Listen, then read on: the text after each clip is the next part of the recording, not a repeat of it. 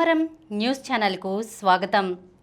ఈనాటి ముఖ్యాంశాలు: ప్రైవేట్ ఆస్తుల నిర్బంధ స్వాధీనం కుదరదు. అమెరికా అధ్యక్ష ఎన్నికల్లో మెజారిటీ దిశగా ట్రంప్. కేసులు అలా ఎలా మూసేస్తారు?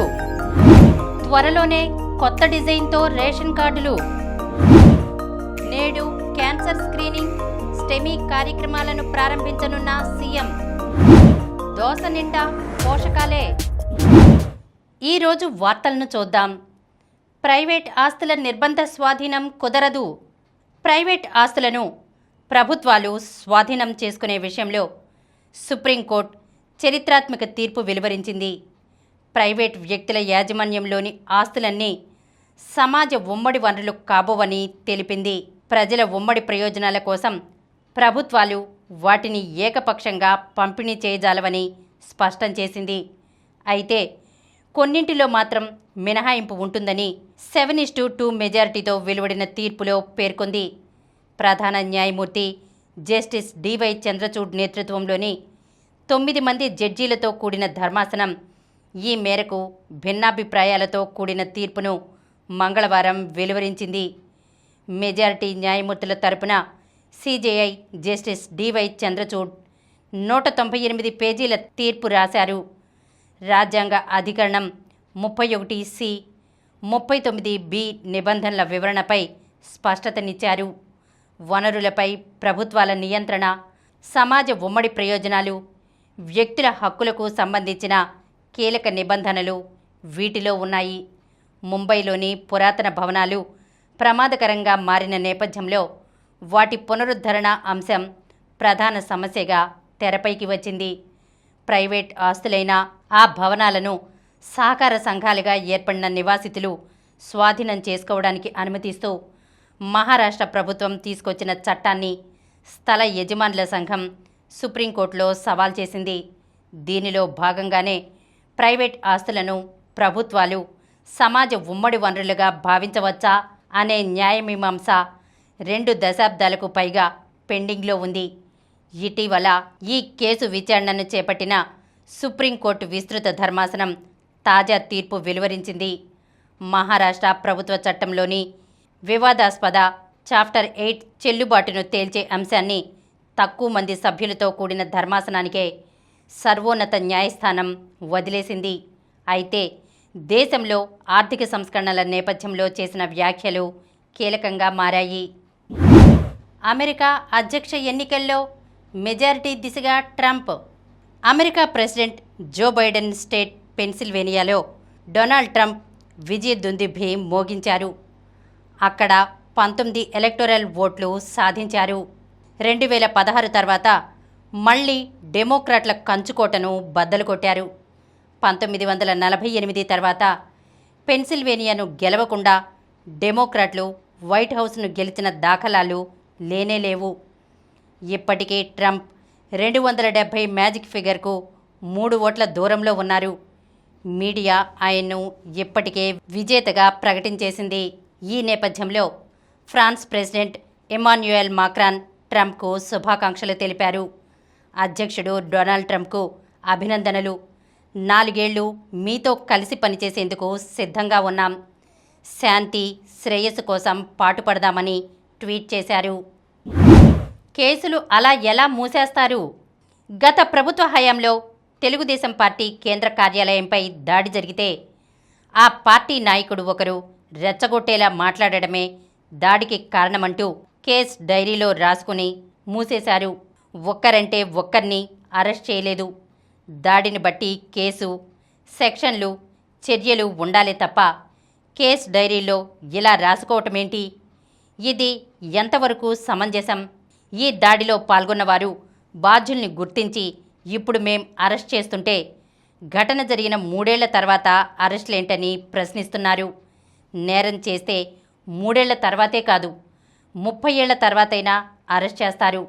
అన్యాయానికి గురైన వారికి కనీసం 10 ఏళ్ల తర్వాతైనా న్యాయం జరగాలి కదా.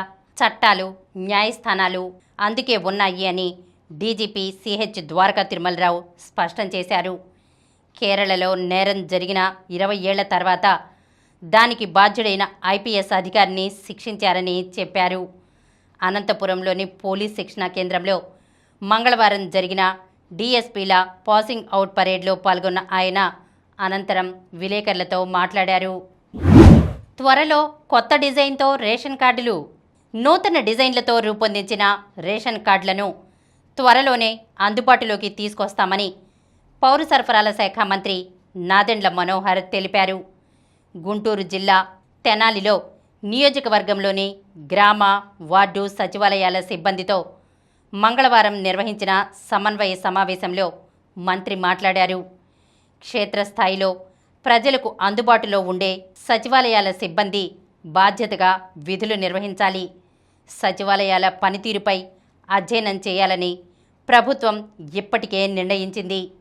ప్రజాప్రతినిధుల చొరవ, ప్రభుత్వ విభాగాలు సమన్వయంతో పనిచేస్తే ఫలితాలు ఎలా ఉంటాయో తెనాలి మండలంలో రోజుల వ్యవధిలో 5,808 మంది రైతుల అడంగల్ పొరపాట్లను సరిదిద్దిన వైనం చాటి చెబుతుంది. పింఛన్ల ఆడిటింగ్కు అంతా సిద్ధంగా ఉండాలి. అర్హత ఉన్నవారికి అందించే ఏర్పాటు చేయాలి. దేపంటూ పథకం అమలును పరిశీలిస్తే రాష్ట్రంలో 12 లక్షల నుంచి 16 లక్షల మంది కార్డుదారులకు ఆధార్ అనుసంధానం కాలేదని తేలింది.